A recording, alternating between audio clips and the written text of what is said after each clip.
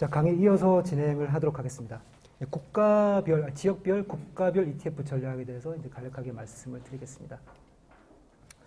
자, 글로벌 주식시장에 투자를 하는 방법에는 개별 국가 ETF로 접근을 하는 방법도 있긴 한데요. 지역 ETF로 접근을 하는 방법도 있습니다. 우리는 이제 해외 투자를 하는 입장에서 보면 외국인 투자자이기 때문에 현지인들보다 사실 정보량이 그렇게 많지는 않습니다. 따라서 이 국가 대상을 국가 단위로 굉장히 촘촘하게 잘게 쪼개서 보는 것보다 큰 덩어리로 보시는 게 실패 확률을 좀 줄이실 수가 있습니다. 저희가 이제 아웃소싱 받고 있는 이제 모 연금 펀드에서도 지역 ETF를 담는 방식으로 운용을 하고 있습니다.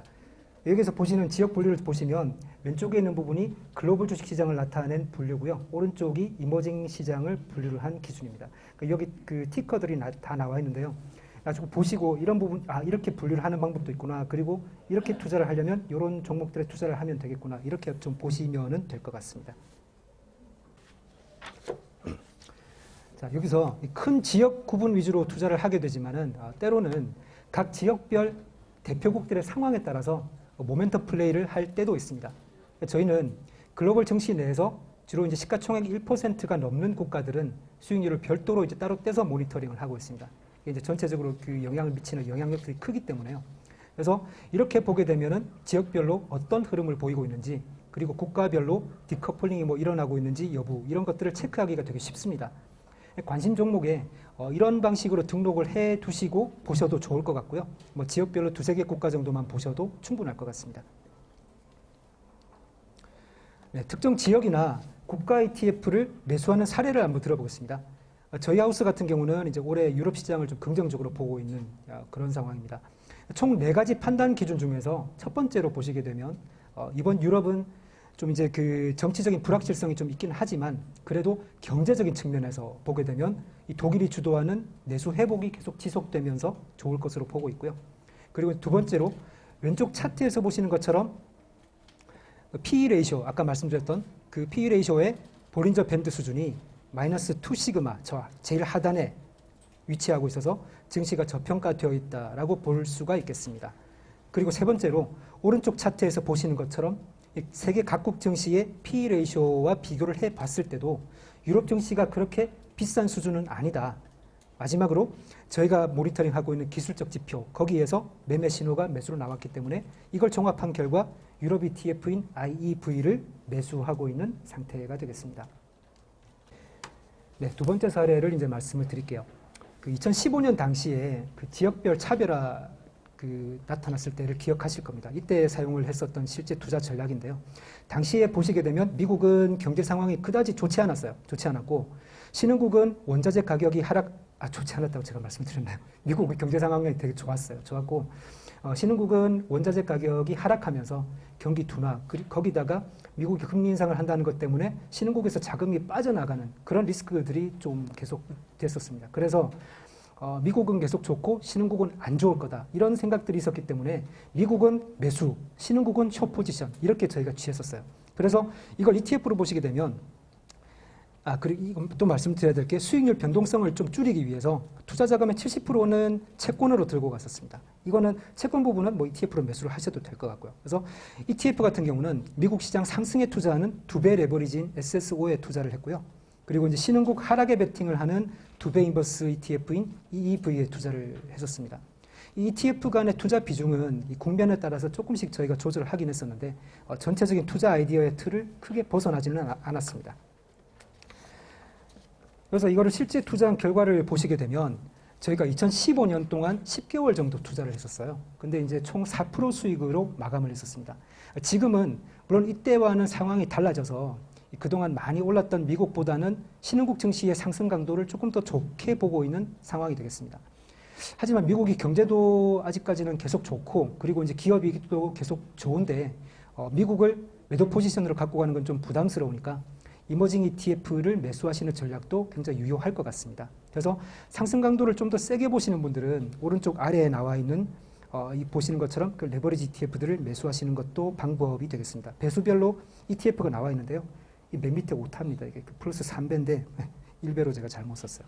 그래서 이 레버리지 ETF의 그 배수가 클수록, 그러니까 2배, 3배 이렇게 갈수록 투자 기간은 굉장히 짧게 들고 가시는 것을 추천드립니다. 그 이유에 대해서는 뭐 여러분들께서 많이 들으셨으니까, 그리고 ETF 투자 가이드에 잘 설명이 되어 있으니까 궁금하신 분들은 한번 읽어보시면 좋을 것 같습니다. 자, 그 다음은 업종 스타일별 ETF 투자 전략이 되겠습니다. 현재 저희가 그 해외 투자를 하고 있는 펀드들은 지역이나 국가 단위로 투자를 하기 때문에 섹터 단위까지는 보지 않습니다. 근데 만약에 저희가 섹터 투자를 하게 된다면 글로벌 섹터로 위험이 좀 분산된 그런 투자를 하겠습니다. 저희는 현재 유망한 업종을 뭐 IT나 산업재 이쪽으로 보고 있는데요. IT를 좀 유망하게 보는 이유는 여러분들 잘 아시다시피 4차 산업혁명은 IT 기술 혁신이 주도를 할 확률이 되게 높고요. 그리고 이 원천 기술을 개발하는 기업들의 수혜가 굉장히 제일 클 것으로 보기 때문입니다. 여기 보시는 IXN ETF를 구성하는 종목들을 오른쪽 테이블에서 보시게 되면 보시면 뭐 애플, 마이크로소프트, 페이스북, 알파벳, 구글이죠.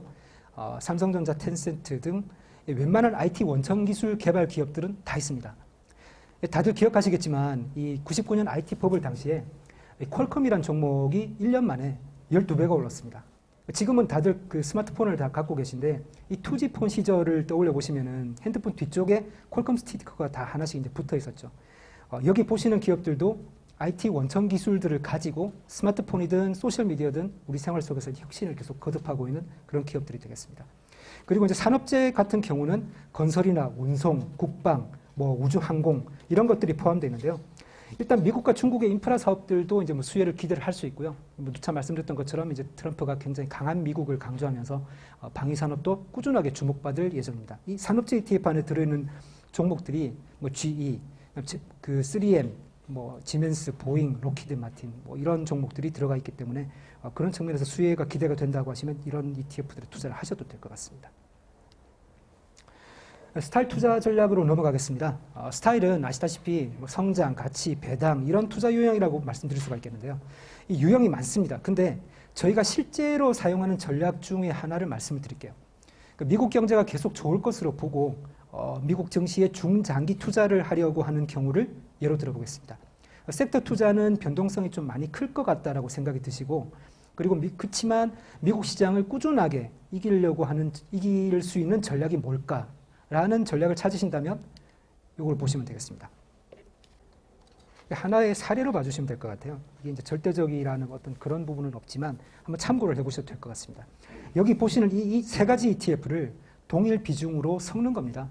첫 번째로 업종 대표주 컨셉으로 미국 시장 블루칩에 투자하는 ETF와 그리고 상승장에 강한 모멘텀 투자 전략으로 하는 ETF, 그리고 마지막으로 하락장에 강한 로우볼 ETF를 동일 비중으로 섞습니다. 이 투자 컨셉은 굉장히 간단한데요. 미국 시장이 좋다고 하니까 시장을 잘 따라가면서 상승장에도 좋고 하락장에도 좋은 전략을 골고루 섞으면 시장을 꾸준하게 이길 수 있지 않을까? 이렇게 기대를 하실 수가 있겠습니다. 진짜 그런지 성과 추이를 한번 보실 필요가 있는데 저희가 사용하는 사이트를 이용해서 살펴보겠습니다. 저희 회사에서는 사실 이 시스템을 사용을 하진 않아요. 시스템이라고 하기보다는 웹사이트인데요. 저희는 뭐 시스템으로 이제 저희가 분석을 하지만 여러분들께서는 좀 접근성이 높은 부분들을 좀 사용을 하셔야 되니까 이런 부분을 참고하셔도 괜찮을 것 같아요. 자, 테스트할 조건을 처음에 이게 뭐냐면 그 포트폴리오 비주얼라이저라는 사이트입니다. 영어로 되어 있긴 한데 복잡한 거 하나도 없습니다. 왼쪽 맨 아래에 있는 그 빨간 박스 안에 있는 백테스트 포트폴리오라는 부분을 클릭해가지고 들어가시게 되면 테스트할 조건을 입력하는 화면이 나옵니다. 복잡한 거 하나도 없고 먼저 테스트해 볼 수 있는 투자 기간을 첫 번째 일 아래 입력을 하시고요. 그리고 두 번째로 벤치마크로 쓸 ETF의 그 종목 티커를 입력을 하신 다음에 제 경우는 글로벌 증시 전체 투자는 ACWI를 입력을 했습니다.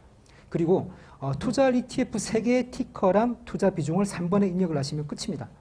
입력이 끝나면 맨 아래에 있는 버튼을 클릭하시면 되겠습니다. 자, 성과 추이는 왼쪽 차트에 나와 있습니다. 이 부분도 다 이제 그 웹사이트에 나와요.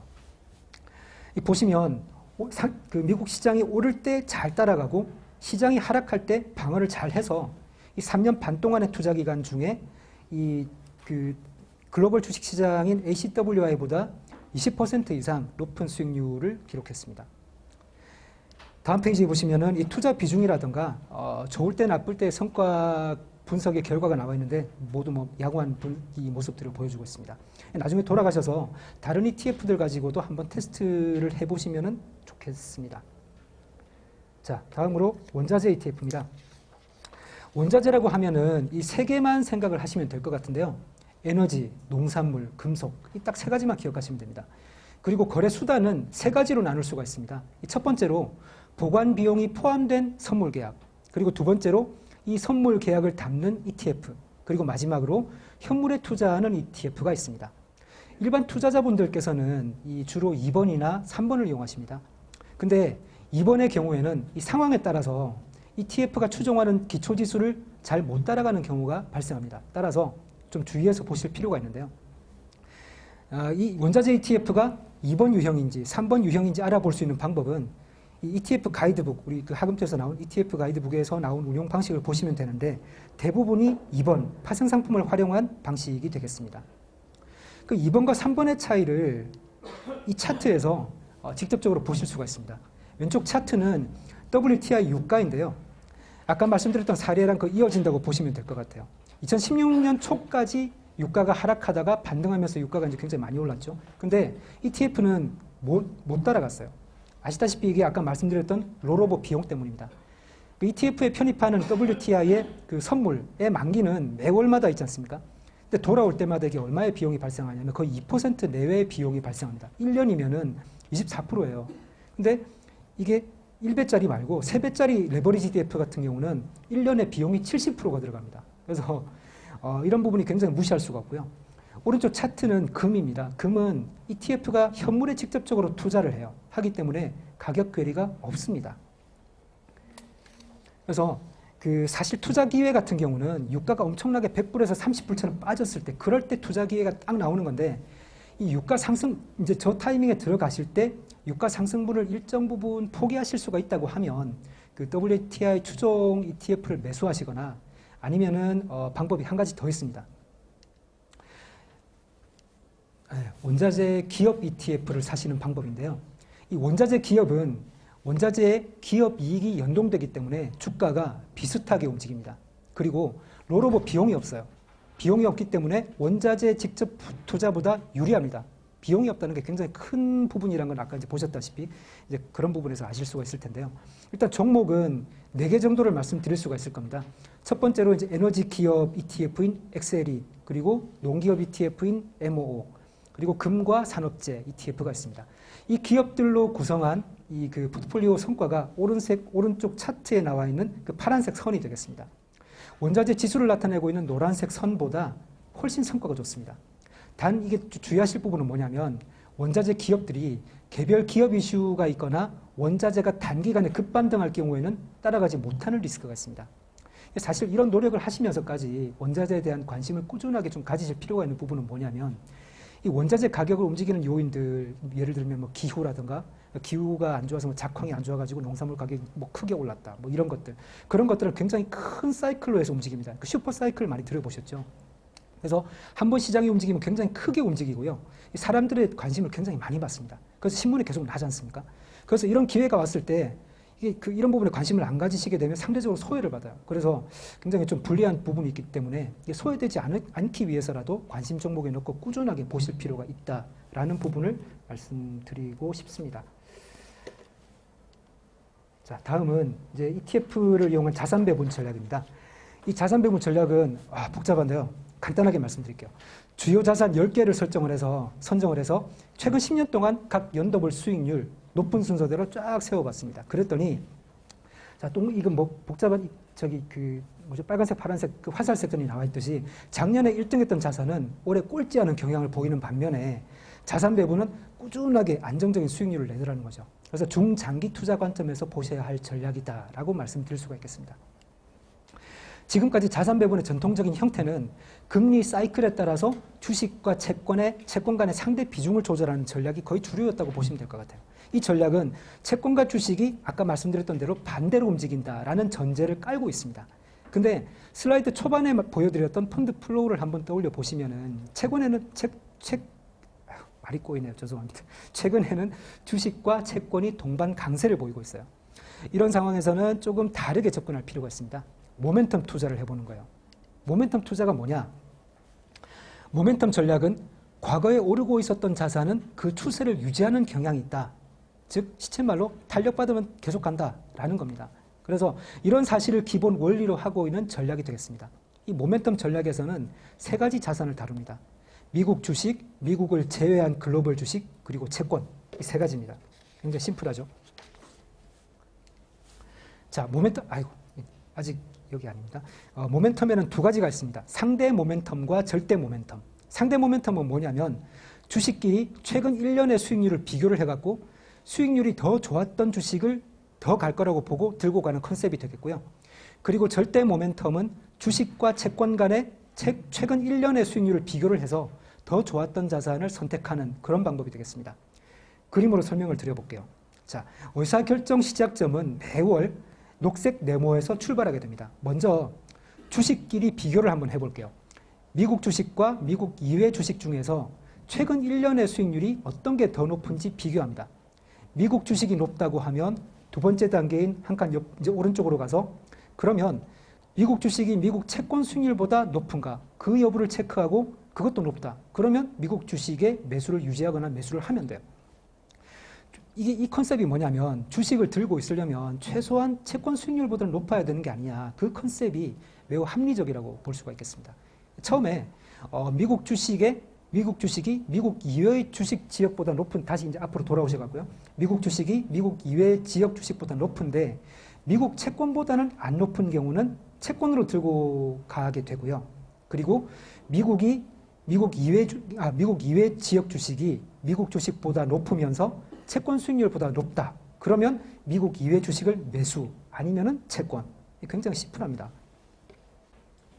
자, 그래서 이 모멘텀 전략에다가 보시는 것처럼 투자자 성향을 안정, 중립, 적극 이 세 가지로 한번 나눠봤습니다. 안정 추구형은 주식을 15에서 20% 담고 나머지는 채권으로 채우는 컨셉.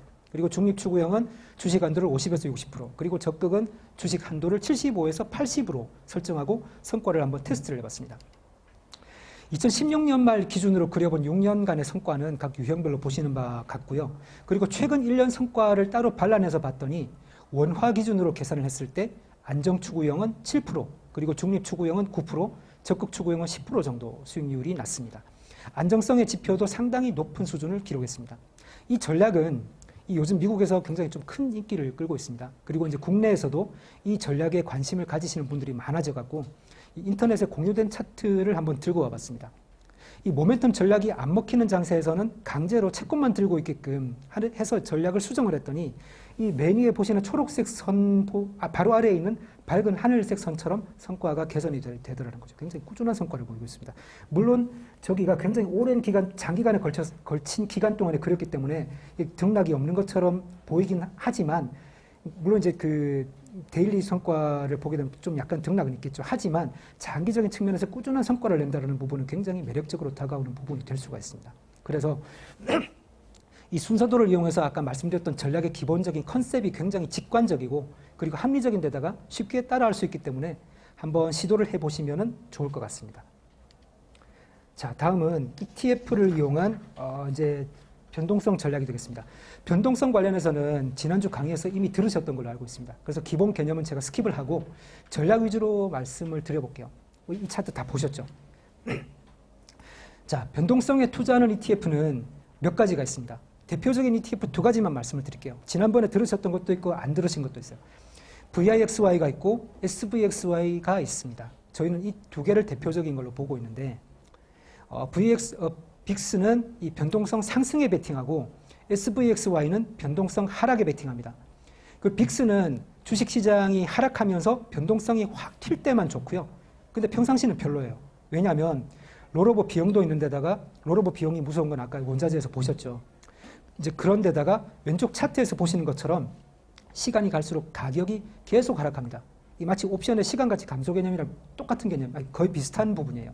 근데 오른쪽에서 보시는 SVXY는 롤오버 비용이 오히려 이익으로 잡혀요. 반대니까. 그리고 오른쪽 차트에서 보시는 것처럼 시간이 갈수록 가격이 계속 올라갑니다. ETF의 이런 성격을 알면은 딱 답이 나옵니다. 아, 왼쪽에서 보시는 VIXY는 계속 들고 있으면 안 되겠구나. 오른쪽에 보시는 SVXY는 계속 들고 있어도 괜찮겠구나. 단 주가 하락만 피하면. 그래서 매매 타이밍이 굉장히 중요합니다. 변동성은 아시다시피 잠깐 동안 확 튀었다가 오랜 기간에 걸쳐 가지고 쭉 이렇게 다시 내려오는 그런 평균 회귀적인 성향을 가지고 있기 때문에 아까 말씀드렸다시피 볼린저 밴드를 사용하면 잘 먹힙니다. 그렇다면 여기에서 생각해 볼 수 있는 아이디어 하나가 SVXY는 계속 가지고 있는 상태에서 SVXY가 아까 보셨던 그 볼린저 밴드 플러스 2시그마까지 상승하면 VIXY ETF를 일부 매수를 해서 변동성이 확 튈 때 SVXY가 떨어지는 손실폭을 축소할 뿐만 아니라 매수를 해서 그렇게 되면 변동성이 튈 때 손실폭을 좀 축소를 시킬 수 있을 뿐만 아니라 장기적으로도 좀 좋은 수익률을 얻는 그런 전략들을 좀 생각을 해보실 수 있을 것 같아요. 여기서는 이 변동성이 상승하면 그 SVXY 분할 매수 그리고 변동성이 하락하면 분할 매도해서 이익을 추구하는 스킴으로 전략을 짜봤습니다. 하락할 때 변동폭이 굉장히 크기 때문에 가용자금의 최대 15% 이내에서 매매하도록 제약 조건을 뒀습니다. 그래서 여기에서는 이제 그 매매 조건을 조금 더 자세하게 말씀을 드리면 SVXY의 그 10일 평균 값이 마이너스 1시그마를 터치하면 2.5%를 매수하고 마이너스 2시그마를 터치하면 12.5%까지 매수 그리고 3시그마 터치하면 15%까지 매수를 하게 되는 거죠. 근데 매도 조건은 매수 조건이랑 조금 달라요. 비대칭입니다. 그러니까 SVXY가 올라갈 확률이 조금 더 높은 ETF이기 때문에 매수 기회는 조금 더 빨리 잡고 매도는 조금 천천히 하자. 이런 아이디어가 담겨 있습니다. 그래서 이제 성과를 테스트해 본 결과를 보시게 되면 이제 그 2015년 9월과 12월에 좀 큰 이벤트들 때문에 이제 10% 정도 하락을 했다가 그리고 2016년 초부터 꾸준하게 이제 이익을 쌓아 나가면서 저점 대비해서 18% 정도 이익이 나고 있는 상황입니다. 물론 여기에서는 아까 제가 조금 전에 말씀드렸던 그 변동성이 튈 때 뭐 VIXY를 매수를 해서 좀 피한다. 이런 그 하락 리스크를 피하는 로직은 제가 적용을 하진 않았습니다. 근데 그런 방어 전략들을 여기에다 적용을 해보면 좀 위험 관리도 되면서 수익률이 조금 더 안정화될 수 있지 않을까. 그렇게 기대를 해봅니다. 자, 그래서 이제 결론적으로 정리를 하면 아까 이제 쭉 말씀드렸던 그 ETF들을 한눈에 모아봤어요. 아까 제가 총 몇 가지죠? 총 4가지 전략들을 말씀을 드렸는데 첫 번째 지역 국가별 ETF. 거기에서 보게 되면 이제 유럽, 일본, 이머징 국가 이렇게 놔둬놨습니다. 근데 이 국가는 이것보다 훨씬 많기는 한데 이게 이제 그 환헤지 ETF가 있는 그리고 좀 유동성이 풍부하게 잘 매매가 되는 ETF들을 고르다 보니까 페어가 이렇게 들어갔어요. 그래서 유럽, 일본, 이머징 그리고 환의 약세와 강세에 따라서 이런 그 헤지 ETF와 같이 병행해서 매매를 하시면 된다. 이런 부분이 있을 수가 있고요. 두 번째 업종 스타일별 이거는 이제 상승장에 꾸준하게 시장을 잘 따라가는 블루칩 ETF로 아까는 그 QA를 말씀을 드렸어요. 퀄리티 ETF. 근데 저 부분을 블루칩 ETF, 그러니까 그 다우존스 인덱스를 추종하는 ETF로 갈아 끼우실 수도 있어요. 그렇게 이제 그런 옵션이 있고, 그 다음에 이제 상승장에 강한 전략, 모멘텀 전략인 그 모멘텀, MTOM이 있고, 그 다음에 하락장에서 강한 저변동성 그 ETF, SPLV, 이렇게 이제 그런 식으로 조합을 하시면 되겠고, 그럼 세 번째 원자재는 그 원자재를 직접 추종하는 ETF 말고 에너지 기업들, 농기업들 이런 것들을 이제 제가 정리를 했습니다.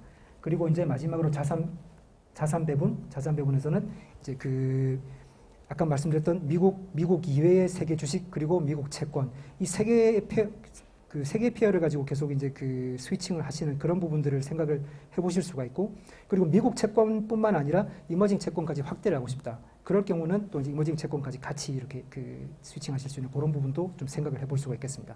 아까 말씀드렸던 그 모멘텀 전략에 의한 그 자산 배분뿐만이 아니라 어떤 그냥 ETF 자체가 이런 그 수익 구조를 구현을 해줄 수 없느냐 이제 그런 질문도 있으실 것 같아서 밑에 보시게 되면 그 위험 선호형 ETF, 위험 중립형, 위험 회피형 이런 부분들까지 같이 이제 라인으로 넣어놨습니다. 물론 이런 부분들은 저희가 정리를 하긴 했지만 이 하금투 그 가이드에도 나와 있으니까 그런 부분들을 참고하시면 될 것 같고 마지막으로 SVXY 이렇게 넣어놨습니다. 이렇게 해서 그 전략별로 어떤 ETF들을 넣고 어떤 ETF에 대해서 이제 어떤 액션을 취하면 수익을 잘 추구를 할 수 있을까 그리고 리스크 관리를 잘 할 수 있을까 이런 측면에서 좀 설명을 드려봤습니다. 이상으로 이제 그 제 말씀은 대략 마치고요. 혹시 이제 질문 있으시면 질문을 좀 부탁을 드리겠습니다.